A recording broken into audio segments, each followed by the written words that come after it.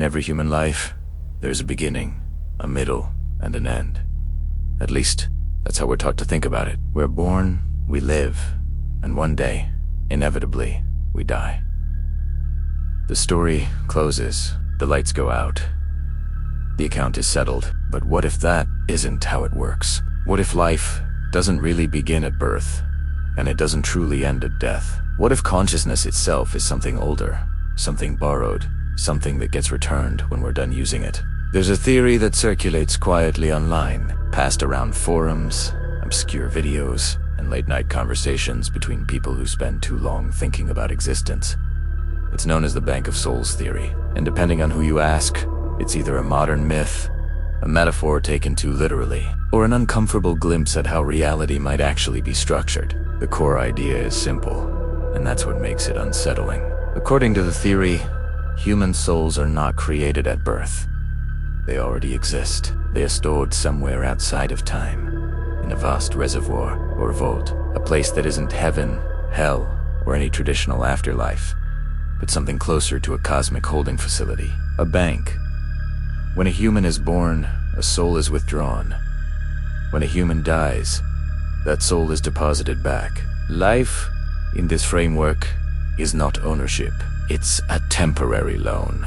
This idea doesn't originate from a single religion or culture. There's no ancient tablet that explicitly describes a bank of souls in those words, but fragments of the concept appear throughout history. In Jewish mysticism, there is the idea of the Guf, a storehouse of souls from which spirits are drawn before birth. In certain early Christian philosophies, souls existed before, but in Hindu thought, the Atman is eternal, cycling through lives. Even Plato speculated that souls pre-existed the physical world. The Bank of Souls theory takes those spiritual ideas and reframes them through a modern lens. Instead of divine mystery, it uses systems we understand: accounting, storage, balance, and debt. According to believers, every soul has value. Not moral value in the abstract sense, but measurable value. Some versions of the theory claim that each lifetime adds or subtracts from that value. Actions, suffering,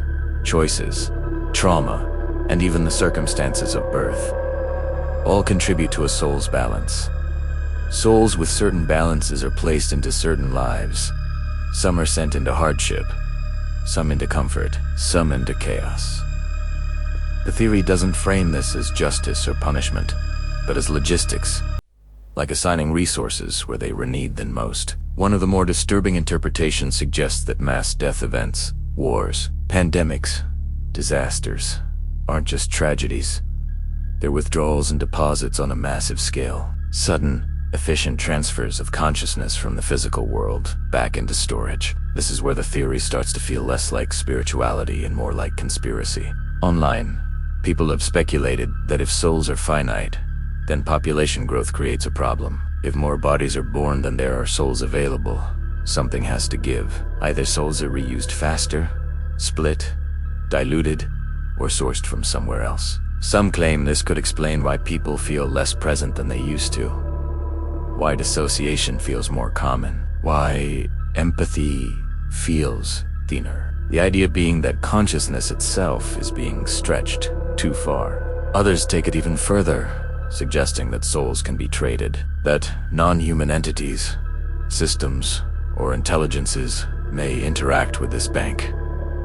That something keeps track, that something manages the flow. Of course, none of this is supported by empirical evidence.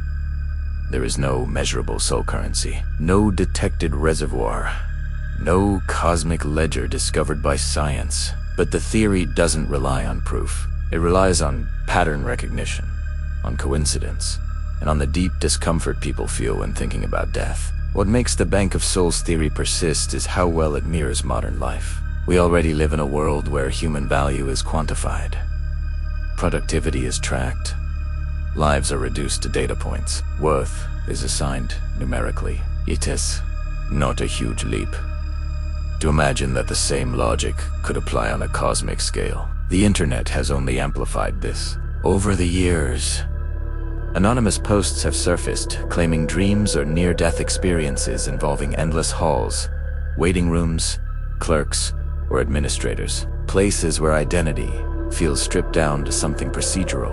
People describe being told it wasn't their time, that their return was premature, or that they were missing paperwork. These accounts are anecdotal, unverifiable, and often contradictory, but they share a strange consistency. The feeling that death is not an ending, but a process, a transition handled by something impersonal. Some Reddit threads frame the Bank of Souls as fiction, creative writing meant to unsettle. Others insist it's more than that the idea appears independently across cultures and individuals because it's brushing up against something real. Skeptics argue this is simply the human brain trying to cope with mortality. When faced with the idea that consciousness might vanish entirely, people build systems that preserve it. A bank, a storage unit, a place where nothing is truly lost. Psychologists point out that humans are deeply uncomfortable with randomness. We want systems. We want reasons. We want to believe that suffering serves a purpose, that existence isn't arbitrary. The Bank of Souls provides that structure, even if it's cold and mechanical.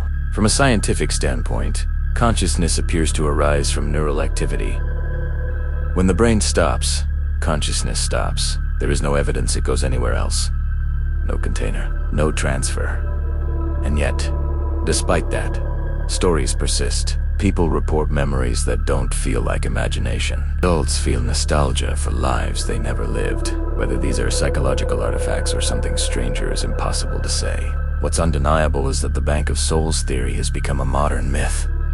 Not because it's true, but because it resonates. It reflects a world where people feel processed, categorized, and exchanged, where identity feels transactional. In that sense, the theory might not be about souls at all. It might be about how humanity views itself.